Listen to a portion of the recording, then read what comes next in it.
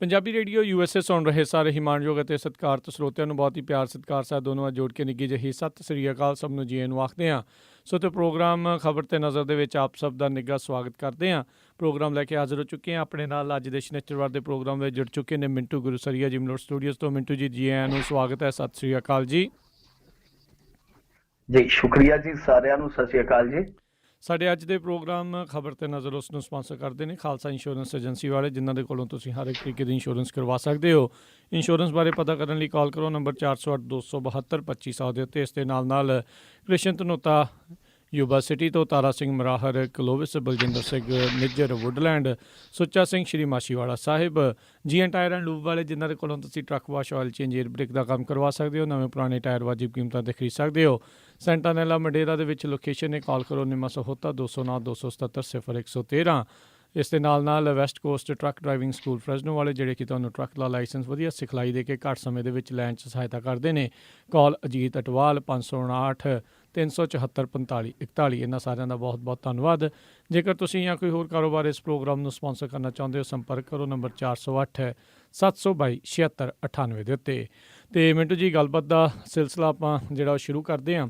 ਸਭ ਤੋਂ ਜਿਹੜੀ ਪਹਿਲੀ ਖਬਰ ਦੇ ਉੱਤੇ ਜੇ ਆਪਾਂ ਨਜ਼ਰ ਮਾਰੀਏ, ਕਹਿੰਦੇ ਸੋਨੀਆ ਗਾਂਧੀ ਨੇ ਕਾਂਗਰਸੀ ਮੁੱਖ ਮੰਤਰੀਆਂ ਨਾਲ ਕੀਤੀ ਮੁਲਾਕਾਤ। ਪੰਜਾਬ ਦੇ CM ਦਾ ਵੱਡਾ ਦਾਅਵਾ।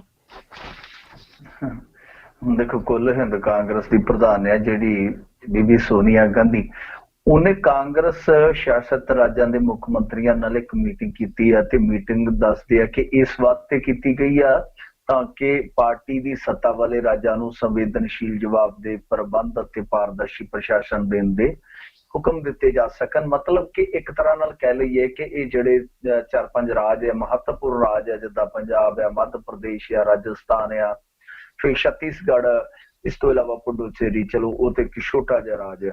ਤਾਂ ਕਹਿਣ ਦਾ ਮਤਲਬ ਹੈ ਕਿ ਇਹਨਾਂ ਰਾਜਾਂ ਦੇ ਵਿੱਚ ਇਸ ਤਰ੍ਹਾਂ ਦਾ ਤੁਸੀਂ ਕੰਮਕਾਰ ਤਰ੍ਹਾਂ ਦਾ ਤੁਹਾਡਾ ਕਾਰਜ ਵਿਹਾਰ ਹੋਣਾ ਚਾਹੀਦਾ ਕਿ ਇਹਨਾਂ ਨੂੰ ਰੋਲ ਮਾਡਲ ਬਣਾਇਆ ਜਾ ਸਕੇ। ਜਿੱਦਾਂ ਅਰਵਿੰਦ ਕੇਜਰੀਵਾਲ ਨੇ ਵੀ ਇੱਕ ਸੁਪਨਾ ਵੇਖਿਆ ਸੀਗਾ, ਸੁਪਨਾ ਸਿਰਜਿਆ ਸੀਗਾ। ਸੁਪਨੇ ਵੇਖਣੇ ਮਾੜੀ ਗੱਲ ਨਹੀਂ ਹੈ ਕਿ ਦਿੱਲੀ ਨੂੰ ਰੋਲ ਮਾਡਲ ਬਣਾ ਕੇ ਅਸੀਂ ਪੂਰੇ ਭਾਰਤ ਦੀ ਪੋਲਿਟਿਕਸ ਨੂੰ ਬਦਲ ਕੇ ਰੱਖ ਦਿਆਂਗੇ।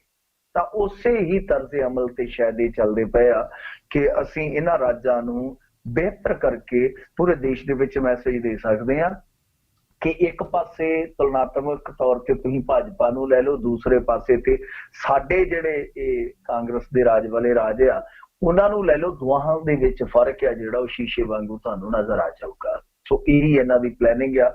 ਤੇ ਸਾਡੇ ਜਿਹੜੇ ਚੀਫ ਮਿਨਿਸਟਰ ਆ ਉਹਨਾਂ ਨੇ ਤੇ ਕੱਲ ਇਹ ਦਾਅਵਾ ਕਰਕੇ ਕਈਆਂ ਨੂੰ ਗਸ਼ੀ ਪਾ ਦਿੱਤੀ ਆ ਕਿ 161 ਚੋਣ ਵਾਅਦਿਆਂ ਚੋਂ ਅਸੀਂ 140 ਪੂਰੇ ਕਰ ਚੁੱਕੇ ਆ। ਮਤਲਬ ਕਿ ਰਹਿ ਕੁਛ ਨਹੀਂ ਗਿਆ।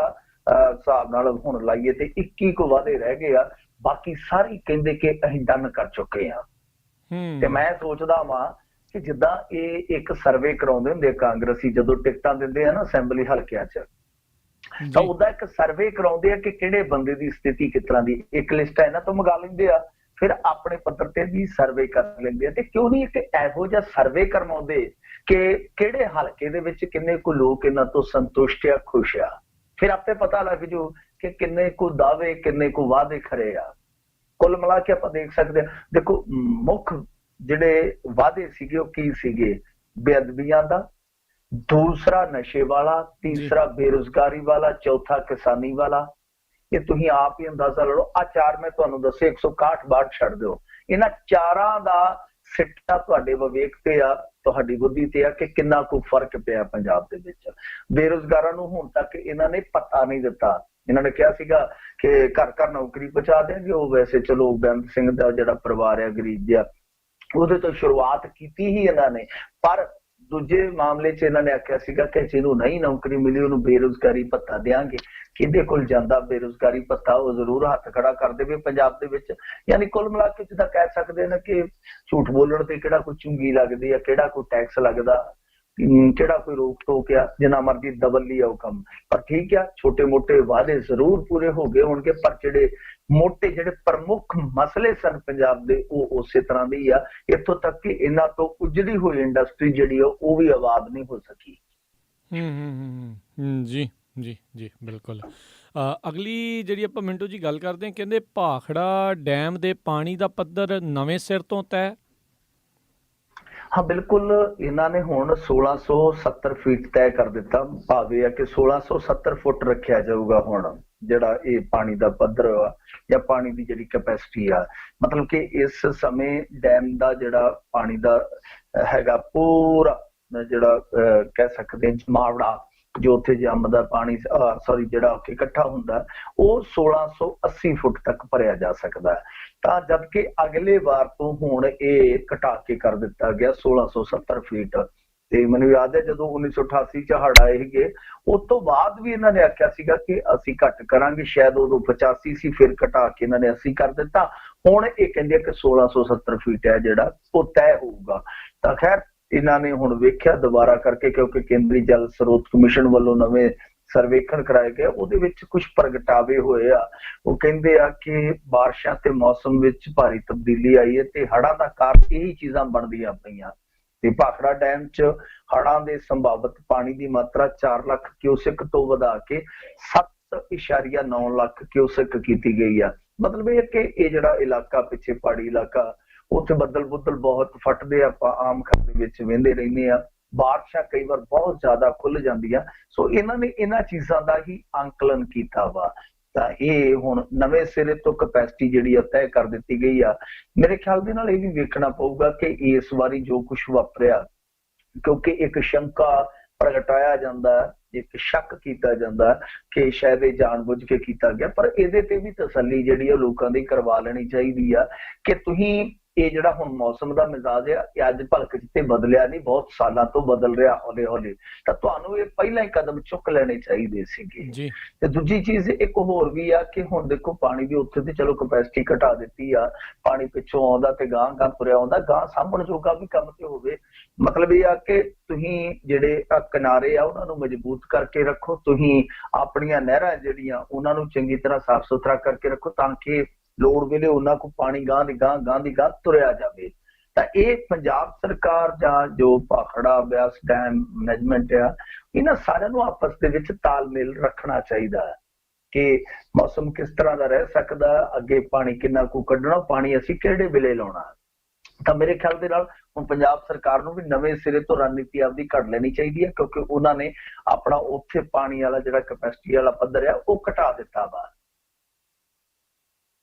ਜੀ ਜੀ ਅਗਲੀ ਆਪਾਂ ਮਿੰਟੂ ਜੀ ਗੱਲ ਕਰਦੇ, ਕਹਿੰਦੇ ਪੰਜਾਬ ਦੇ ਤਸਕਰਾਂ ਦੀ ਨਾਈਜੀਰੀਆ ਤੇ ਅਫਗਾਨੀਆਂ ਦੇ ਨਾਲ ਸਾਂਝ ਹੁਣ ਸਾਹਮਣੇ ਆਈ ਆ। ਦੇਖੋ ਇਹਦਾ ਇੱਕ ਇਹਨਾਂ ਨੇ ਮੀਟਿੰਗ ਕੀਤੀ ਆ ਮੇਰੇ ਖਿਆਲ ਦੇ ਨਾਲ, ਨਾਰਕੋਟਿਕਸ ਕੰਟਰੋਲ ਬਿਊਰੋ ਵੱਲੋਂ ਇਹ ਮੀਟਿੰਗ ਕੀਤੀ ਗਈ ਸੀਗੀ। ਕਾਫੀ ਵੱਡੇ ਅਧਿਕਾਰੀ ਸੀਗੇ ਇਸ ਮੀਟਿੰਗ ਦੇ ਵਿੱਚ, 2 ਦਿਨ ਚੱਲੀ ਆ ਮੀਟਿੰਗ। ਤਾਂ ਇਹਦੇ ਵਿੱਚ ਜੋ ਸਿੱਟਾ ਨਿਕਲਿਆ ਉਹ ਕਾਫੀ ਹੈਰਾਨ ਕਰਦਾ। ਇਹ ਕਹਿੰਦੀ ਹੈ ਕਿ ਜਿਹੜੇ ਪੰਜਾਬ ਦੇ ਤਸਕਰ ਆ, ਪੰਜਾਬ ਦੇ ਤਸਕਰ ਕਹਿ ਲਓ ਜਾਂ ਪੰਜਾਬ ਦੇ ਬਰਬਾਦੀ ਦੇ ਮੋਢੇ ਆ ਜਿਹੜੇ, ਉਹਨਾਂ ਦੀ ਹੁਣ ਸਾਂਝ ਜਿਹੜੀ ਆ ਉਹ ਅੱਜ ਕੱਲ ਅਫਗਾਨ ਜਿਹੜੇ ਤਸਕਰ ਆ ਜਾਂ ਨਾਈਜੀਰੀਅਨ ਤਸਕਰ ਆ ਉਹਨਾਂ ਦੇ ਨਾਲ ਵਧੇਰੇ ਆ। ਤਾਂ ਇਹ ਇੱਕ ਨਵਾਂ ਉਹਨਾਂ ਨੇ ਸਿੱਟਾ ਕੱਢਿਆ ਆਪਣੀ ਖੋਜਬੀਨ ਦਾ, ਆਪਣੀ ਪੜਤਾਲ ਦਾ, ਕਿ ਇਹ ਜਿਹੜੀ ਨਵੇਂ ਸਿਰੇ ਤੋਂ ਇਹਨਾਂ ਨੇ ਮਿੱਤਰਤਾ ਗੰਢੀ ਆ। ਕਿਉਂਕਿ ਆਪਾਂ ਅੱਗੇ ਪੜ੍ਹਦੇ ਹੀ ਆਏ ਆ, ਸੁਣਦੇ ਹੀ ਆਏ ਆ ਕਿ ਪਾਕਿਸਤਾਨ ਦੇ ਸਮਗਲਰਾਂ ਦੇ ਨਾਲ ਸੰਪਰਕ ਹੁੰਦੇ ਆ, ਬਟ ਹੁਣ ਇਹਨਾਂ ਨੇ ਇਹ ਸਿੱਟਾ ਕੱਢਿਆ ਵਾ ਕਿ ਬਰਾਸਤਾ ਦਿੱਲੀ ਇਹ ਸਮਗਲਿੰਗ ਜ਼ਿਆਦਾ ਵਧੀ ਆ ਕਿ ਇੱਥੇ ਇਹਨਾਂ ਨੇ ਅੱਡੇ ਜਮਾਏ ਹੋਏ, ਮਤਲਬ ਕਿ ਕੁਛ ਨਾਈਜੀਰੀਅਨ ਹੈ, ਕੁਛ ਅਫਗਾਨੀ ਆ ਜਿਹੜੇ ਕਿ ਇਸ ਤਰ੍ਹਾਂ ਦਾ ਕੰਮ ਕਰਦੇ ਆ। ਤਾਂ ਦੂਜੀ ਚੀਜ਼ ਇਹਨਾਂ ਨੇ ਇੱਕ ਹੋਰ ਕਹੀ ਆ ਕਿ ਜੋ all India institute of medical science AIIMS ਵੱਲੋਂ ਪੰਜਾਬ ਦੇ ਲੱਤ ਨੂੰ ਲੈ ਕੇ ਜਾਂ ਸ਼ਿਕਾਰ ਵਿਅਕਤੀਆਂ ਦੀ ਗਿਣਤੀ ਨੂੰ ਲੈ ਕੇ ਸਰਵੇ ਕੀਤਾ ਗਿਆ ਸੀਗਾ, ਉਹਦੇ ਆਧਾਰ ਤੇ ਵੀ ਇਹਨਾਂ ਨੇ ਇੱਕ ਗੱਲ ਕਹੀ ਆ ਕਿ 10 ਲੱਖ ਦੇ ਕਰੀਬ ਇਹਨਾਂ ਦੀ ਗਿਣਤੀ ਜਿਹੜੀ ਆ ਪੰਜਾਬੀਆਂ ਦੀ ਪਹੁੰਚ ਚੁੱਕੀ ਹੈ, ਜਿਹੜੇ ਕਿ ਇਸ ਸਮੇਂ ਪੱਕੇ ਐਡਿਕਟਡ ਆ। ਪੱਕੇ ਪੇਜ ਬਣੇ ਹੋਏ ਨਾ, ਪੱਕੇ ਕੈਨੇਡਾ ਵਾਲੇ, ਪੱਕੇ ਫਲਾਂ, ਪੱਕੇ ਏਦਾਂ ਹੀ ਆ, ਪੱਕੇ ਡੋਜ਼ਾਂ ਵਾਲੇ ਆ ਜਿਹੜੇ, ਉਹ 10 ਲੱਖ ਦੇ ਕਰੀਬ ਆ। ਤੇ ਦੂਜੀ ਚੀਜ਼ ਇੱਕ ਹੋਰ ਵੀ ਆ ਕਿ ਵੇਖੋ ਹੁਣ ਜਿੱਦਾਂ ਇਹਨਾਂ ਨੇ ਇਹ ਤੱਤ ਕੱਢ ਕੇ ਲਿਆਂਦਾ ਇਸ ਸਾਰੀ ਕਿ ਬਰਾਸਤਾ ਦਿੱਲੀ ਜ਼ਿਆਦਾ ਸਮਗਲਿੰਗ ਹੋ ਰਹੀ ਆ, ਤਾਂ ਇਹ ਹੁਣ ਪੰਜਾਬ ਦੇ ਜਿਹੜੇ ਹੁਕਮਰਾਨ ਆ ਜਾਂ ਪੰਜਾਬ ਦੇ ਦਾਅਵੇਦਾਰ ਇਸ ਤਰ੍ਹਾਂ ਦੇ ਆ ਜਿਹੜੇ ਸਿਆਸਤ ਦੇ ਵਿੱਚ ਵਿਚਰਦੇ ਆ, ਜੋ ਕਹਿੰਦੇ ਆ ਕਿ ਸਾਨੂੰ ਪਾਕਿਸਤਾਨ ਮਾਰਦਾ, ਫਿਰ ਉਹਨਾਂ ਦਾ ਦਾਅਵਾ ਵੀ ਕਿਤੇ ਨਾ ਕਿਤੇ ਹੁਣ ਝੂਠਾ ਪਊਗਾ। ਜੇ ਦਿੱਲੀ ਵਾਲੀ ਸਾਈਡ ਤੋਂ ਆ ਰਿਹਾ, ਔਰ ਇਹਦੇ ਚ ਕੋਈ ਸ਼ੱਕ ਨਹੀਂ ਹੈ ਕਿਉਂਕਿ ਜੋ ਸਰਹੱਦ ਤੇ ਸਖਤੀ ਉਹ ਆਪਾਂ ਨੂੰ ਵੀ ਪਤਾ, ਜਿਵੇਂ ਜਿਵੇਂ ਦੋਨਾਂ ਮੁਲਕਾਂ ਦੀ ਤਲਖੀ ਵੱਧਦੀ ਜਾਂਦੀ ਆ, ਕਸ਼ੀਦਗੀ ਵੱਧਦੀ ਜਾਂਦੀ ਆ, ਤਿਵੇਂ ਤਿਵੇਂ ਸਖਤੀ ਹੋ ਜਾਂਦੀ। ਹਾਲਾਂਕਿ ਦਾ ਵਿੱਚੋਂ ਲੱਗ ਜਾਂਦਾ। ਪਿੱਛੇ ਜੇ ਖਬਰ ਆਈ ਸੀਗੀ ਕਿ ਉਹਨਾਂ ਨੇ ਦਰਿਆ ਥਾਣੀ ਖਿੱਲ ਕੇ ਭੇਜ ਦਿੱਤੀ, ਟਿਊਬਾਂ ਰਾਹੀਂ ਭੇਜ ਦਿੱਤੀ ਸੀ ਹੈਰੋਇਨ। ਉਹ ਚੱਲਦਾ ਕੰਮ, ऐसी गल नहीं मैं ये कहा कि उत्ते सब कुछ बंद हो गया, ब्लॉक हो गया, ऐसा नहीं है। मेरे ख्याल दे नाल बरासता राजस्थान भी खेप आउंदी जिहड़ी ओह फड़ी गई सीगी। पर सब तो ज्यादा मार पै रही है सिंथेटिक ड्रग के पक्षों जे देखिए पंजाब वो दिल्ली वाले पासों है, क्योंकि नाइजीरियन तस्कर जिहड़े आ उत्थे अपने ग्रुप बनाई बैठे आ, उत्थे अपने पक्के अड्डे जमाई बना बैठे आ। तां इह जिहड़ा दिल्ली आ, हरियाणा, पंजाब आ, इन्हां नूं एक बेहतर कोआर्डीनेशन जिहड़ा है ना वो बनाउणा पऊगा, क्योंकि मार दिल्ली नूं भी पै रही है, मार हरियाणे नूं भी पै रही है, मार पंजाब नूं भी पै रही। पंजाब ते सुख नाल हुण मंडी बनिया पिया। तां कहण दा मतलब है कि जिद्दां मीटिंगां करदे आ, जिद्दां दावे करदे आ, वो ठीक है, चलो अमल दे विच भी लियाउण लई इन्हां नूं कुछ ना कुछ करना चाहीदा। तां इह बेहतर इस तरीके नाल लागू हो सकदा जे इन्हां दे विच तालमेल जिहड़ा वो बेहतर होवे। सो सूचनावां दा आदान प्रदान है जिहड़ा वो बेहतर ढंग दे नाल हो सके। सो ये एक नवीं किस्म दी मेरे ख्याल दे नाल चुनौती होएगी, क्योंकि किसी एक राज दे बस दी गल नहीं, ये 3-4 राज जिहड़े इकट्ठे होकर, खास तौर ते मैं तां कहूंगा कि नॉर्थ रीजन वाले सारे इकट्ठे होकर काम करन तां बहुत वधिया नतीजे मिल सकदे आ। जी जी जी अगली मिंटू जी गल करदे कि ने देश भर दे विच विसर्जन मौके होईयां 33 मौतां। देखो ये एक बड़ा बड़ा रिस्क हुंदा है इन्हां दिनां दे विच, जदों एक गणपति विसर्जन खत्म हुंदा उस तो बाद ये एक फिगर निकलदा हमेशा कि इन्नियां मौतां हो गईयां। तां इस वारी काफी वड्डी तादाद है, दसदे आ कि 33 व्यक्तियां दी मौत हुई है डुੱਬਣ करके। क्यों जदों विसर्जन करन जांदे आ मेरे ख्याल दे नाल परसों दी गल आ, एक भोपाल दे विच किश्ती पलटी और किश्ती दे विच इन्ने लोग चढ़े सीगे, मैं कहना कि ओवर कैपेसिटी हुंदी है, एक हुंदी है सुपर ओवर कैपेसिटी। वो सुपर ओवर कैपेसिटी सीगी, वो पलट गई, कुछ ते भज भुज के तैर तुर के पासे आ गए, बाकी डुੱਬ गए 11। सो कहने का मतलब ये हुआ कि तुसीं आप ही अंदाजा ला लो, इक्को झटके च 11 बंदियां दा डुੱਬ जाना। फिर दिल्ली च डुੱਬे आ, महाराष्ट्र च 18 दे करीब मेरे ख्याल दे नाल मौत हुई है व्यक्तियों की। तां ये कुल मिला के अंकड़ा जिहड़ा वो 33 दे करीब जांदा है, जानी लगभग 3 दर्जन। एक होर भी तस्वीर विखा रहा सीगा कि स्वच्छ भारत या ਜਿਹੜੇ गुजरात मॉडल वाले उन्हां दे अपने राज दे विच गुजरात दे विच सड़कां तक मूर्तियां ਜਿਹੜੀਆਂ आईयां पईयां सीगियां, क्योंकि नदी च विसर्जन उत्थे रोक दिता उन्हां ने, तां लोग सड़कां ते सुੱਟ गए। तां ਉਹ ਇੱਕ ਵੱਖਰੀ किस्म ਦੀ तस्वीर ਜਿਹੜੀ ਉਹ ਸਾਡੇ ਸਾਹਮਣੇ ਆਈ। देखो हर एक बंदे ਦੀ आस्था, हर एक बंदे ਦੀ मानता, मैं उस गल ते नहीं ਜਾਂਦਾ जिद्दां सिखां च है, जिद्दां मुसलमानां च, हिंदुआं च भी है, वो अपना करी जाण, पर जिंदगी ढाह ते लाउणी ये बहुत गलत काम है। तां साडे इत्थे पंजाब दे विच भी कई डुੱਬੇ आ करदे की आ कि ढाला ढूला हुंदा ना जिहड़ा ओनू बोल दिंदे कि पानी च बहाओ, इहदा विसर्जन करो, ते ਉਹ ਜਾਂਦੇ ते अपना दुख कलेश विसर्जन करने, पर आप भी विसर्जित हो जाते हैं नाल पानी दे। मतलब कि कोई ਇਹੋ ਬਾਂਡਾ जी ਇਹੋ ਜਿਹਾ कोई मंत्र मार दिंदा कि ना रहे बांस ते ना वजे बांसुरी, बंदा ही निकल जाता अगां नूं। पंजाब दे विच भी इस तरह के कई हादसे जिहड़े उह दरपेश आए। कहने का मतलब है कि जिंदगी जिहड़ी दाह ते लाउणी है ना, इहदे तो बचना चाहिए। जो भी है चलो जिथे भी तुहानूं अलाउ करदा सिस्टम कि हाँ भाई तुसीं इत्थे अपणीਆਂ मानतावां जिहड़ियां ਉਹ नेपरे चाढ़ सकदे हो तां उत्थे कर लो तुसीं, पर अपनी जिंदगी जिहड़ी आ ਉਹਦੇ प्रति सुरक्षित जिहड़ी तुहाडी एक फिक्रमंदी ਉਹ रहनी चाहिए आ। तां ਇਹ सब कुछ वापरिया बहुत मंदभागा। पर दूजी चीज एक होर भी आ कि जिहड़े हुण देखो अजकल दे तकनीकी दौर आए पे आ, ਇਹਦੇ ਵਿੱਚ कुछ बदल भी ਲੱਭਣੇ ਚਾਹੀਦੇ ਆ। ਹੁਣ मैं देखदा ਪਿਆ ਸੀਗਾ ਇੱਕ ਕਿਸੇ ਮਿੱਤਰ ਨੇ ਮੈਨੂੰ ਤਸਵੀਰ ਭੇਜੀ ਕਿ ਉਹਨਾਂ ਨੇ ਵੀ ਉਹ ਵੀ ਗਣੇਸ਼ ਜੀ ਦੀ ਪੂਜਾ ਕਰਦੇ ਆ, ਤਾਂ ਉਹਨਾਂ ਨੇ ਉਹ ਮਿੱਟੀ ਦੇ ਟੈਪ ਦੇ ਬਣਾਏ ਸੀਗੇ ਮੂਰਤੀਆਂ, ਤਾਂ ਉਹਨਾਂ ਦੇ ਵਿੱਚ ਫੁੱਲ ਸੀਗੇ ਲਿਆ ਕੇ ਸਥਾਪਿਤ ਕੀਤਾ ਕਰੇ, ਫਿਰ ਉਸ ਤੋਂ ਬਾਅਦ ਉਹਨਾਂ ਦੀ ਪੂਜਾ ਕੀਤੀ ਗਈ ਤੇ ਇਨ ਦੀ ਐਂਡ ਥੱਲੇ ਬੂਟੇ ਜਿਹੜੇ ਉਹ ਪੁੰਗਰ ਪਏ। मतलब कि नाले पाठ पूजा ते नाले काम दूजा। तां इदां दे तुहानूं बदल जिहड़े ਉਹ तलाश लेने चाहिए कि नाले तुहाडी पाठ पूजा जिहड़ी ਉਹ भी होवे, जो भी तुहाडे चलो धर्म दे कर्म ने ਉਹ भी नेपरे चढ़े, ਤਾਂ ਦੂਸਰੇ ਪਾਸੇ ਤੁਹਾਡੀ ਜ਼ਿੰਦਗੀ ਵੀ ਦਾਅ ਤੇ ਨਾ ਲੱਗੇ ਤੇ ਤੀਸਰੇ ਪਾਸੇ ਕੁਝ এনवायरमेंट ਵਾਸਤੇ ਵਧੀਆ ਹੋ ਜਾਵੇ। ਕੁਝ ਇਸ ਤਰ੍ਹਾਂ ਦੇ ਬਦਲ ਸਾਨੂੰ ਤਲਾਸ਼ਣੇ ਚਾਹੀਦੇ ਔਰ ਲੋਕਾਂ ਨੂੰ ਦੇਣੇ ਚਾਹੀਦੇ। ਸਰਕਾਰ ਵੱਲੋਂ ਵੀ ਪਹਿਲ ਕਦਮੀਆਂ ਹੋਣੀਆਂ ਚਾਹੀਦੀਆਂ ਨੇ। ਜੀ ਜੀ ਜੀ। ਅਗਲੀ ਮਿੰਟੂ ਜੀ ਗੱਲ ਕਰਦੇ, ਕਹਿੰਦੇ ਵਿਦੇਸ਼ ਦੇ ਵਿੱਚੋਂ ਮੁੜਦਾ ਇੱਕ ਹੁਣ ਨਕਲੀ ਬੁੱਢਾ ਆਇਆ ਸਾਹਮਣੇ। ਇਸ ਤੋਂ ਪਹਿਲਾਂ ਇੱਕ ਗੁਜਰਾਤੀ ਮੁੰਡਾ ਵੀ ਇਸੇ ਹੀ ਤਰੀਕੇ ਦੇ ਨਾਲ ਫੜਿਆ ਗਿਆ ਸੀਗਾ।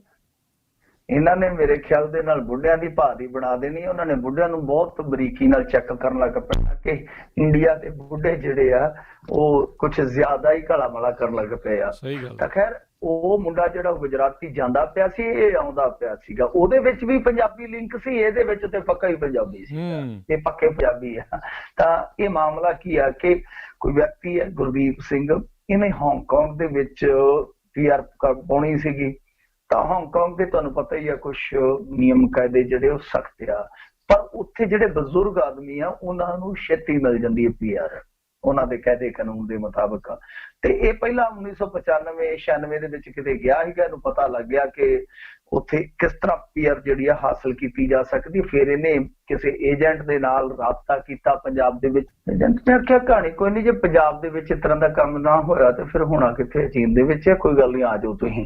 ਤੇ ਉਹਨੇ ਇਹਦਾ ਪਾਸਪੋਰਟ ਹੈ ਜਿਹੜਾ ਉਹ ਫਰਜ਼ੀ ਬਣਾ ਦਿੱਤਾ, ਨਕਲੀ ਬਣਾ ਦਿੱਤਾ। ਉਹਦੇ ਵਿੱਚ ਤਸਵੀਰ ਇਹਦੀ ਅਸਲੀ ਉਹੀ ਲੱਗੀ ਤੇ ਜਿਹੜੀ ਉਹ ਡੇਟਸ ਵਗੈਰਾ ਸੀਗੀਆਂ ਉਹ ਬਦਲ ਦਿੱਤੀਆਂ। ਇਹ ਹੈ ਵੀ ਵੈਸੇ 60-70 ਸਾਲ ਦਾ ਸੀ, ਐਗਜ਼ੈਕਟ ਉਮਰ ਮੇਰੇ ਖਿਆਲ ਦੇ ਨਾਲ ਇਹਦੀ 68 ਸਾਲ ਸੀ ਗਈ। ਤਾਂ ਇਹਦੇ ਕਰਕੇ ਇਹਦਾ ਕੋਈ ਸ਼ੱਕ ਨਹੀਂ ਕਿਸੇ ਨੇ ਕੀਤਾ ਤੇ ਇਹ ਆਸਾਨੀ ਦੇ ਨਾਲ ਸੌਖ ਦੇ ਨਾਲ ਨਿਕਲ ਗਿਆ।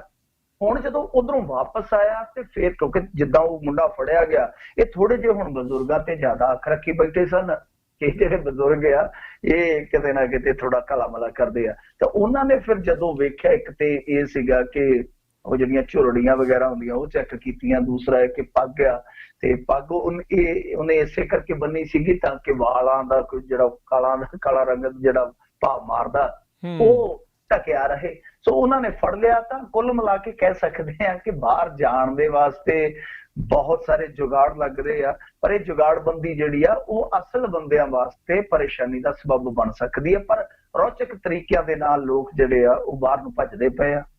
ਜੀ, ਇੱਥੇ ਜਿਹੜੇ ਖਾਸ ਕਰਕੇ NRI ਆ ਜਿਨ੍ਹਾਂ ਦੇ ਪਾਸਪੋਰਟ ਵਗੈਰਾ ਗਵਾਚ ਜਾਂਦੇ, ਜਿਨ੍ਹਾਂ ਦੇ ਵੀਜ਼ਾ ਲੱਗਾ ਹੁੰਦਾ ਹੈ, ਭਾਈ ਧਿਆਨ ਦਿਓ। ਬਸ ਪਤਾ ਨਹੀਂ ਕੱਲ ਨੂੰ ਉੱਥੇ ਕੋਈ ਇੱਦਾਂ ਜਿਹੜਾ ਤੁਹਾਡਾ ਵਰਤਨ ਦਿਆ ਹੋਵੇ ਤੇ ਫਿਰ ਉੱਥੇ ਥਾਣਿਆਂ 'ਚ ਕਰਮਾਰਦੇ ਫਿਰੋ ਵੀ ਤੁਹਾਡੇ ਨਾਲ ਬਣਿਆ ਕੀ ਆ ਜੀ। ਤੇ ਅਗਲੀ ਜਿਹੜੀ ਆਪਾਂ ਮਿੰਟੂ ਜੀ ਗੱਲ ਕਰਦੇ, ਕਹਿੰਦੇ ਬੱਸਾਂ ਦੇ ਮਾਮਲੇ ਤੇ ਜਿਹੜੀ ਆ ਰਜੀਆ ਕਰਨਗੇ ਕੇਜਰੀਵਾਲ ਦੇ ਨਾਲ ਮੁਲਾਕਾਤ। ਹਾਂ ਬਿਲਕੁਲ, ਇਹਨਾਂ ਨੇ ਤੈਅ ਕਰ ਲਿਆ ਕਿ ਉਹ ਜਿਹੜੀਆਂ ਸਰਕਾਰੀ ਵੋਲਵੋ ਬੱਸਾਂ ਬੰਦ ਹੋਈਆਂ ਨੇ ਦਿੱਲੀ ਨੂੰ ਜਾਣ ਵਾਲੀਆਂ, ਉਹਨਾਂ ਦੇ ਰੂਟ ਚਾਲੂ ਕਰਵਾਉਣ ਵਾਸਤੇ ਅਰਵਿੰਦ ਕੇਜਰੀਵਾਲ ਜੀ ਨਾਲ ਮੁਲਾਕਾਤ ਕਰਨਗੇ ਬੀਬੀ ਰਜੀਆ ਸੁਲਤਾਨਾ ਜੀ, ਜਿਹੜੇ ਕਿ ਟਰਾਂਸਪੋਰਟ ਮਿਨਿਸਟਰ ਨੇ ਉਹਦੇ। ਤਾਂ ਹੁਣ ਇਹ ਪਹਿਲ ਕਦਮੀ ਇਸ ਕਰਕੇ ਕੀਤੀ ਗਈ ਹੈ ਕਿਉਂਕਿ ਪਿੱਛੇ ਜੇ ਨਾ ਇੱਕ ਵੱਡੇ ਅਖਬਾਰ ਨੇ, ਨੈਸ਼ਨਲ ਅਖਬਾਰ ਨੇ ਕਾਫੀ ਇਹਨਾਂ ਦਾ ਪੰਥੀ ਪ੍ਰਚਾਰ ਕੀਤਾ ਹੈਗਾ ਕਿ ਇਹ ਚੁੱਪ ਕਰਕੇ ਬੈਠੇ ਆ, ਜਦ ਕਿ ਲਗਭਗ 1 ਸਾਲ ਹੋ ਚੱਲਿਆ ਇਹ ਬੱਸਾਂ ਜਿਹੜੀਆਂ ਬੰਦ ਪਈਆਂ ਨੇ, ਸਰਕਾਰੀ ਬੱਸਾਂ ਬੰਦ ਪਈਆਂ ਤੇ ਜਿਹੜੀਆਂ ਨਿੱਜੀ ਬੱਸਾਂ ਉਹ ਤੁਹਾਨੂੰ ਪਤਾ ਹੀ ਹੈ ਕਿਸ ਤਰ੍ਹਾਂ ਚੰਡ ਕਰਦੀਆਂ ਪਈਆਂ। ਤਾਂ ਇਹ ਫਿਰ ਖਬਰ ਜਦੋਂ ਲੱਗੀ, ਇਹਨਾਂ ਨੂੰ ਲੱਗਿਆ ਕਿ ਵਾਕਿਆ ਮਸਲਾ ਜਿਹੜਾ ਉਹ ਗੰਭੀਰ ਆ। ਤਾਂ ਹੁਣ ਇਹਨਾਂ ਨੇ ਫੈਸਲਾ ਕੀਤਾ। ਮੇਰੇ ਖਿਆਲ ਦੇ ਨਾਲ ਦੇਖੋ ਚੱਕਰ ਕੀ ਚੱਲਦਾ ਪਿਆ ਕਿ ਜਿੱਦਾਂ ਉਹਨਾਂ ਦਾ ਕਿਰਾਇਆ ਜਿਹੜਾ ਉਹ ਨਿੱਜੀ ਬੱਸਾਂ ਤੋਂ ਮੇਰੇ ਖਿਆਲ ਦੇ ਨਾਲ 2 ਗੁਣਾ ਹੀ ਘੱਟੋ ਘੱਟ ਘਟਿਆ ਔਰ ਸਰਕਾਰ ਨੂੰ 1 ਕਰੋੜ ਰੁਪਏ ਦਾ ਘਾਟਾ ਜਿਹੜਾ ਮੇਰੇ ਖਿਆਲ ਦੇ ਨਾਲ ਮੰਥਲੀ ਹੋ ਰਿਹਾ। ਸੋ ਕਹਿਣ ਦਾ ਮਤਲਬ ਇਹ ਆ ਕਿ ਜੋ ਇਹ ਸਭ ਕੁਝ ਚੱਲਦਾ ਪਿਆ ਇਹਦੇ ਵਿੱਚ ਜੇ ਮੰਨ ਲਓ ਇੱਥੋਂ ਦੇ ਜਿਹੜੀ ਆਮ ਆਦਮੀ ਪਾਰਟੀ ਦੀ ਲੀਡਰਸ਼ਿਪ ਆ, ਜੇ ਉਹਦੀ ਸਹਾਇਤਾ ਲੈ ਜਾਵੇ ਤੇ ਕੋਈ ਵੱਡੀ ਗੱਲ ਨਹੀਂ ਹੈ, ਕੋਈ ਗਲਤ ਗੱਲ ਨਹੀਂ ਹੈ। ਤਾਂ ਉਹਨਾਂ ਦੀ ਸਹਾਇਤਾ ਲੈ ਲੈਣੀ ਚਾਹੀਦੀ ਆ। ਤਾਂ ਇਸ ਮਾਮਲੇ 'ਚ ਮੇਰੇ ਖਿਆਲ ਦੇ ਨਾਲ ਭਗਵੰਤ ਮਾਨ ਇੱਕ ਅਹਿਮ ਰੋਲ ਅਦਾ ਕਰ ਸਕਦਾ ਕਿਉਂਕਿ ਮਸਲਾ ਬਹੁਤ ਗੰਭੀਰ ਹੈ। ਮਸਲਾ ਇਉਂ ਗੰਭੀਰ ਆ ਕਿ ਜਿਹੜੀ ਨਿੱਜੀ ਧਿਰ ਆ ਯਾਨੀ ਜਿਨ੍ਹਾਂ ਦੀ ਆਪਣੀ ਟਰਾਂਸਪੋਰਟ ਹੁਣ ਕਿਹਨਾਂ ਦੀ ਸਭ ਨੂੰ ਪਤਾ ਹੀ ਆ, ਤਾਂ ਉਹ ਧਿਰ ਇਸ ਤਰ੍ਹਾਂ ਕੰਮ ਕਰਦੀ ਪਈ ਆ ਕਿ ਉਹਨਾਂ ਦੇ ਕੋਲ 2002 ਦਾ ਇੱਕ ਸਟੇ ਆ। ਇਹਨਾਂ ਨੇ ਨਕੰਮਿਆਂ ਨੇ ਕਦੇ ਉਹ ਸਟੇ ਤੜਵਾਉਣ ਦੀ ਕੋਸ਼ਿਸ਼ ਹੀ ਨਹੀਂ ਕੀਤੀ। ਤਾਂ ਉਹਦੇ ਵਿੱਚ ਕੀ ਆ ਕਿ ਜੋ ਜਿੱਦਾਂ ਉਹਨਾਂ ਦੇ ਕੋਲ ਇੱਕ ਹੁੰਦਾ ਆਪਾਂ ਟੂਰਿਸਟ ਕਹਿ ਸਕਦੇ ਹਾਂ, ਟੂਰਿਸਟ ਫਾਰਮੈਟ ਦਾ ਜਿਹੜਾ ਪਰਮਿਟ ਹੁੰਦਾ ਉਹਨੂੰ ਉਹ ਸਟੇਟ ਕੈਰੇਜ ਦੇ ਵਿੱਚ ਹੀ ਵਰਤੀ ਜਾਂਦੇ ਆ। ਟੂਰਿਸਟ ਦਾ ਕੀ ਹੁੰਦਾ ਕਿ ਤੁਸੀਂ ਇੱਕ ਥਾਂ ਤੋਂ ਟੂਰ ਗਰੁੱਪ ਬਿਠਾਇਆ, ਦੂਸਰੀ ਥਾਂ ਤੇ ਉਹਨੂੰ ਲਾਇਆ, ਬਸ ਗੱਲ ਖਤਮ ਆ। ਤਾਂ ਤੁਸੀਂ ਰਸਤੇ ਦੇ ਵਿੱਚੋਂ ਸਵਾਰੀ ਨਾ ਚੁੱਕ ਸਕਦੇ ਹੋ, ਨਾ ਉਹਨੂੰ ਸੁੱਟ ਸਕਦੇ ਹੋ। ਤਾਂ ਇੱਥੇ ਸਭ ਕੁਝ ਹੈ ਜਿਹੜਾ ਉਹ ਕਰੀ ਜਾਂਦੇ। ਉਹਦਾ ਕਾਰਨ ਇਹ ਹੋਆ ਕਿ ਕੁਝ ਕਮਜ਼ੋਰੀਆਂ ਸੀ, ਕੁਝ ਇਹ ਵੀ ਇੱਕ ਹੈਰਾਨੀਜਨਕ ਪਹਿਲੂ ਹੈ ਇਸ ਮਾਮਲੇ ਦੇ ਵਿੱਚ ਕਿ ਦਿੱਲੀ ਦੀ ਅਫਸਰਸ਼ਾਹੀ ਦੇ ਕੁਝ ਪੁਰਜ਼ੇ ਆ ਜਿਹੜੇ ਉਹਨਾਂ ਨੇ ਪੂਰਾ ਵਾਹ ਲਾ ਕੇ ਇਹ ਸਰਕਾਰੀ ਬੱਸਾਂ ਜਿਹੜੀਆਂ ਉਹ ਬੰਦ ਕਰ। ਜੀ ਤੇ ਮਿੰਟੂ ਜੀ, ਅਗਲੀ ਜਿਹੜੀ ਖਬਰ ਤੇ ਨਜ਼ਰ ਮਾਰਦੇ, ਕਹਿੰਦੇ ਚੰਡੀਗੜ੍ਹ ਵਿੱਚ ਹੋਣ ਵਾਲੇ ਪ੍ਰਦਰਸ਼ਨ ਨੂੰ ਲੈ ਕੇ ਹਦਾਇਤਾਂ। ਦੇਖੋ ਪ੍ਰਦਰਸ਼ਨ ਹੈ ਜਿਹੜਾ 370 ਜੋ ਇਹਨਾਂ ਨੇ ਹਟਾਈ ਆ, 35 ਹਟਾਈ ਆ, ਉਹਦੇ ਖਿਲਾਫ ਇੱਕ ਹੋਣਾ ਵਾ ਪ੍ਰਦਰਸ਼ਨ ਜਿਹੜਾ ਮੇਰੇ ਖਿਆਲ ਦੇ ਨਾਲ 15 ਤਰੀਕ ਨੂੰ ਐਲਾਨਿਆ ਗਿਆ ਵਾ। ਤਾਂ ਉਹਦੇ ਵਾਸਤੇ ਇੱਕ ਪਟੀਸ਼ਨ ਪਾਈ ਗਈ ਆ ਹਾਈ ਕੋਰਟ ਦੇ ਵਿੱਚ ਤੇ ਪਟੀਸ਼ਨ ਦੇ ਸੁਣਵਾਈ ਦੇ ਪੱਖ ਚੋਂ ਇਹਨਾਂ ਨੇ ਇਹ ਹੁਕਮ ਕੱਢਿਆ ਵਾ ਹਾਈ ਕੋਰਟ ਵਾਲਿਆਂ ਨੇ ਕਿ ਭਾਈ ਇਹਨੂੰ ਇੱਕ ਜ਼ਿਲ੍ਹੇ ਤੱਕ ਸੀਮਿਤ ਰੱਖਿਆ ਜਾਵੇ, ਕਿਉਂਕਿ ਪੰਜਾਬ ਦੇ ਵਿੱਚ ਇਹਨਾਂ ਨੇ 144 ਲਾ ਦਿੱਤੀ ਸੀ। ਉਹ ਟਰੱਕ ਜਿਹੜਾ ਲੰਘਿਆ ਸੀਗਾ ਅਸਲੇ ਵਾਲਾ, ਉਸ ਤੋਂ ਬਾਅਦ 144 ਲਾਈ ਹੋਈ ਆ ਤੇ ਇਹ ਸਮਝਿਆ ਜਾ ਰਿਹਾ ਕਿ ਪੰਜਾਬ ਸਰਕਾਰ ਵੱਲੋਂ ਸ਼ਾਇਦ ਇਹਨਾਂ ਨੂੰ ਹੁਕਮ ਨਾ ਦਿੱਤੇ ਜਾਣ ਜਾਂ ਪ੍ਰਵਾਨਗੀ ਨਾ ਦਿੱਤੀ ਜਾਵੇ ਪ੍ਰਦਰਸ਼ਨ ਦੀ। ਪਰ ਚੰਡੀਗੜ੍ਹ ਪ੍ਰਸ਼ਾਸਨ ਨੂੰ ਹਦਾਇਤਾਂ ਦਿੱਤੀਆਂ ਗਈਆਂ, ਪੰਜਾਬ ਵਾਲਿਆਂ ਨੂੰ ਵੀ ਹਦਾਇਤਾਂ ਦਿੱਤੀਆਂ ਗਈਆਂ ਕਿ ਇਹਨੂੰ ਇੱਕ ਜ਼ਿਲ੍ਹੇ ਤੱਕ ਹੀ ਸੀਮਿਤ ਰੱਖਿਆ ਜਾਵੇ। ਤੇ ਵੈਸੇ ਦੱਸਦੇ ਆ ਕਿ 20,000 ਤੱਕ ਲੋਕ ਜਿਹੜੇ ਆ ਉਹ ਇਸ ਪ੍ਰਦਰਸ਼ਨ ਦੇ ਵਿੱਚ ਪਹੁੰਚ ਸਕਦੇ ਆ। ਤਾਂ ਕਾਫੀ ਕੁਝ ਉਹਨਾਂ ਨੇ ਕਿਹਾ, ਨਾਲ ਕਿਹਾ ਕਿ ਜੋ ਡੀਜੀਪੀ ਹੈ ਚੰਡੀਗੜ੍ਹ ਦੇ, ਜੋ ਡੀਜੀਪੀ ਹੈ ਪੰਜਾਬ ਦੇ, ਇਹ ਆਪ ਖੁਦ ਕਮਾਨ ਸੰਭਾਲਣ ਤਾਂ ਕਿ ਲੋਕਾਂ ਨੂੰ ਪਰੇਸ਼ਾਨੀ ਨਾ ਆਵੇ। ਤਾਂ ਠੀਕ ਆ, ਜੇ ਲੋਕਾਂ ਨੂੰ ਪਰੇਸ਼ਾਨੀ ਨਹੀਂ ਆਉਣੀ ਚਾਹੀਦੀ। ਚੰਡੀਗੜ੍ਹ ਦੇ ਵਿੱਚ ਤੁਹਾਨੂੰ ਪਤਾ ਹੀ ਕਾਰੋਬਾਰ ਪ੍ਰਭਾਵਿਤ ਹੁੰਦੇ ਨੇ, ਪਰ ਗੱਲ ਇਹ ਆ ਕਿ ਕੀ ਹੇਠਲੇ ਪੱਧਰ ਤੇ ਲੋਕਾਂ ਦੇ ਕਾਰੋਬਾਰ ਨਹੀਂ ਹੈਗੇ? ਜਦੋਂ ਇਸ ਤਰ੍ਹਾਂ ਦੇ ਅਚਾਨਕ ਬੰਦ ਦੇ ਕਾਲ ਆ ਜਾਂਦੇ ਆ, ਪ੍ਰਦਰਸ਼ਨ ਹੁੰਦੇ ਆ, ਸਰਕਾਰੀ ਪ੍ਰਾਪਰਟੀਆਂ ਤੋਂ ਇਲਾਵਾ ਲੋਕਾਂ ਦੀ ਨਿੱਜੀ ਪ੍ਰਾਪਰਟੀ ਜਿਹੜੀ ਉਹ ਨੁਕਸਾਨੀ ਜਾਂਦੀ ਆ, ਉਦੋਂ ਵੀ ਇਸ ਤਰ੍ਹਾਂ ਦੇ ਇਹਨਾਂ ਨੂੰ ਹਦਾਇਤਾਂ, ਇਸ ਤਰ੍ਹਾਂ ਦੇ ਇਹਨਾਂ ਨੂੰ ਹੁਕਮ ਦੇਣੇ ਚਾਹੀਦੇ ਆ। ਔਰ ਦੂਜੀ ਗੱਲ, ਚਲੋ ਇਹ ਗੱਲ ਤੇ ਹੈਗੀ ਪ੍ਰਦਰਸ਼ਨ ਵੀ ਚੱਲਦੇ ਰਹਿਣੇ ਚਾਹੀਦੇ, ਇਹ ਲੋਕਤੰਤਰ ਦਾ ਗਹਿਣਾ ਹੁੰਦੇ ਆ। ਪਰ ਦੂਜਾ ਪੱਖ ਇੱਕ ਜਿਹੜਾ ਮੈਨੂੰ ਵਧੀਆ ਲੱਗਿਆ ਕਿ ਪੰਜਾਬ ਚੋਂ ਹੀ ਐਡਾ ਵੱਡਾ ਪ੍ਰਦਰਸ਼ਨ ਹੈ ਜਿਹੜਾ ਉਹ ਕਸ਼ਮੀਰ ਦੇ ਹੱਕ ਚ ਹੋਣ ਜਾ ਰਿਹਾ ਜੀ, ਪੰਜਾਬ ਦੇ ਇਸ ਰੀਜ਼ਨ ਚੋਂ। ਤਾਂ ਕਹਿਣ ਦਾ ਮਤਲਬ ਇਹ ਆ ਕਿ ਪੂਰੇ ਭਾਰਤ ਦਾ ਜੇ ਆਪਾਂ ਸਾਰਾ ਸਿਨਾਰੀਓ ਦੇਖ ਲਈਏ, ਜੋ ਦ੍ਰਿਸ਼ਟਾਂਤ ਇਸ ਵੇਲੇ ਚੱਲਦਾ ਪਿਆ, ਉਹਦੇ ਵਿੱਚ ਸਾਰੇ ਪਾਸੇ ਖਾਮੋਸ਼ੀਆਂ ਨੇ। ਤਾਂ ਪ੍ਰਦਰਸ਼ਨ ਦੀ ਜੇ ਕਿਤੋਂ ਆਵਾਜ਼ ਉੱਠੀ ਆ, ਕੂਕ ਉੱਠੀ ਆ, ਤਾਂ ਉਹ ਇਸ ਧਰਤੀ ਤੋਂ ਹੀ ਉੱਠੀ ਆ। ਜੀ ਜੀ ਬਿਲਕੁਲ। ਤੇ ਮਿੰਟੂ ਜੀ, ਬਹੁਤ ਬਹੁਤ ਤੁਹਾਡਾ ਧੰਨਵਾਦ ਕਰਦੇ ਹਾਂ, ਤੁਸੀਂ ਸਾਡੇ ਨਾਲ ਜੁੜੇ, ਇਹਨਾਂ ਖਬਰਾਂ ਬਾਰੇ ਜਾਣਕਾਰੀਆਂ ਦਿੱਤੀਆਂ। ਅਗਲੀ ਵਾਰ ਤੱਕ ਲਈ ਬੜੀ ਮਿਹਰਬਾਨੀ, ਪਿਆਰ ਭਰੀ ਸਤਿ ਸ੍ਰੀ ਅਕਾਲ। ਸਤਿ ਸ੍ਰੀ ਅਕਾਲ ਜੀ, ਬਹੁਤ ਧੰਨਵਾਦ। ਤੇ ਸਰੋਤਿਓ, ਇੱਥੇ ਸਾਡਾ ਅੱਜ ਦਾ ਪ੍ਰੋਗਰਾਮ ਖਬਰ ਤੇ ਨਜ਼ਰ ਵੀ ਹੁਣ ਸਮਾਪਤ। ਮਿਲਦੇ ਹਾਂ ਤੁਹਾਨੂੰ ਅਗਲੀ ਵਾਰ, ਉਦੋਂ ਤੱਕ ਲਈ ਮੇਰੇ ਵੱਲੋਂ ਵੀ ਤੁਹਾਨੂੰ ਸਭਨਾਂ ਨੂੰ ਪਿਆਰ ਸਤਿਕਾਰ ਸਨੇਗੀ ਜਿਹੀ ਸਤਿ ਸ੍ਰੀ ਅਕਾਲ। ਜਿਉਂਦੇ ਵਾਸਤੇ ਰਹੋ, ਹੱਸਦੇ ਖੇਲਦੇ ਰਹੋ, ਸੁਣਦੇ ਰਹੋ ਪੰਜਾਬੀ ਰੇਡੀਓ USA।